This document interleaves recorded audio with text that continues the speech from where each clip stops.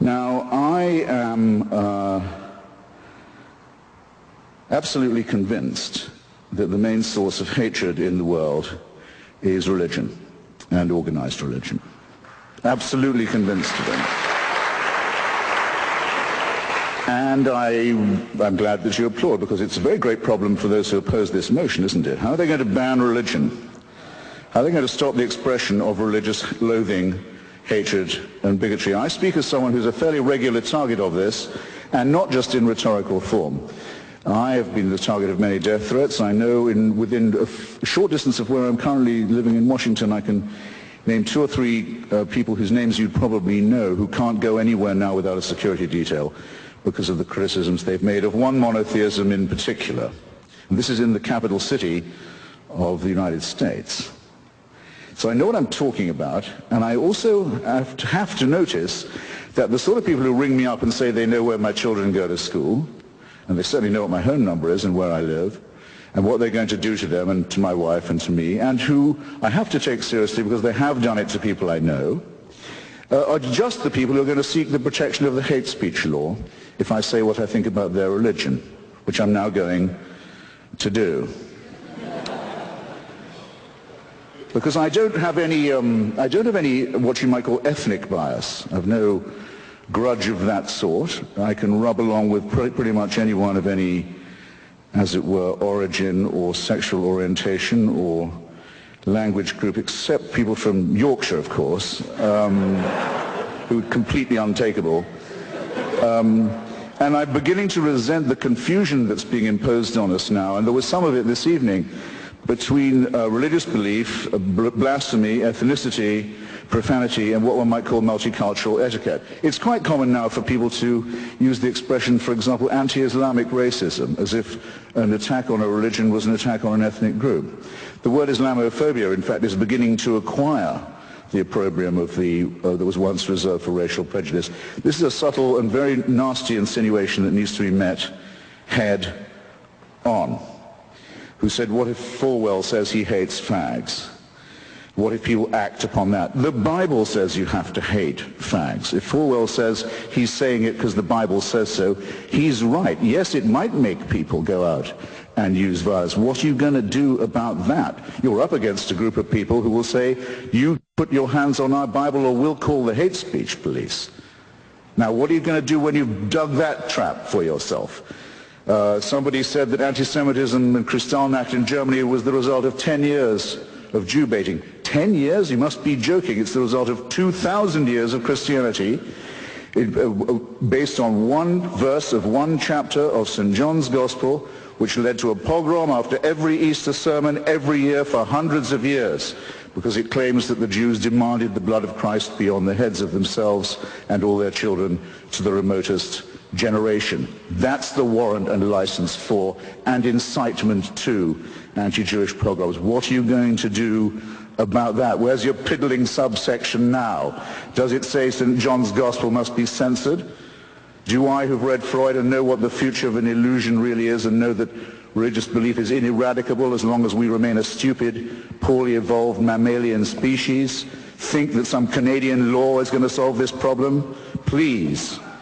No, our problem is this: our prefrontal lobes are too small, and our adrenaline glands are too big, and our thumb finger opposition isn't all that it might be.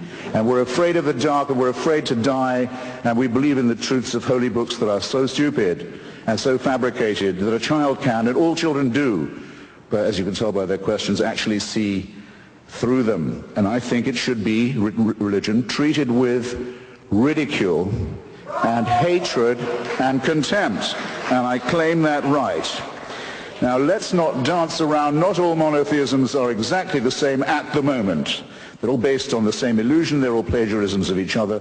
But there's one in particular that at the moment is posing a serious menace, not just to freedom of speech and freedom of expression, but to quite a lot of other freedoms too. And this is the religion that exhibits the horrible trio of self-hatred, self-righteousness, and self-pity. I'm talking about militant Islam. Globally, it's a gigantic power. Globally, it's a gigantic power. It controls an enormous amount of oil wealth, several large countries and states. with an enormous fortune. It's pumping the ideology of Wahhabism and Salafism around the world, poisoning societies where it goes, ruining the minds of children, stultifying the young in its madrasas, training people in violence, making a cult of death and suicide and murder. That's what it does globally. It's quite strong. In our societies, it poses as a cringing minority whose faith you might offend, which deserves all the protection that a small and vulnerable group might need.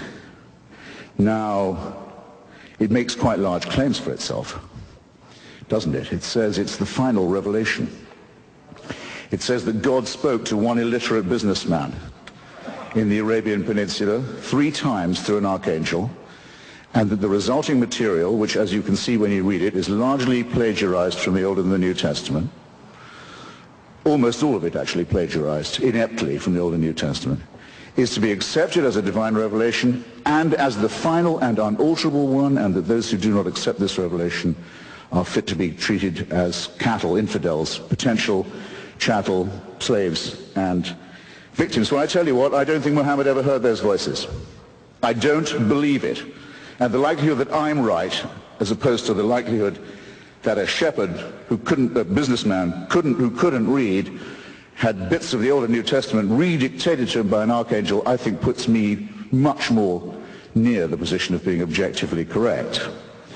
But who is the one under threat? The person who promulgates this and says, I'd better listen because if I don't, I'm in danger?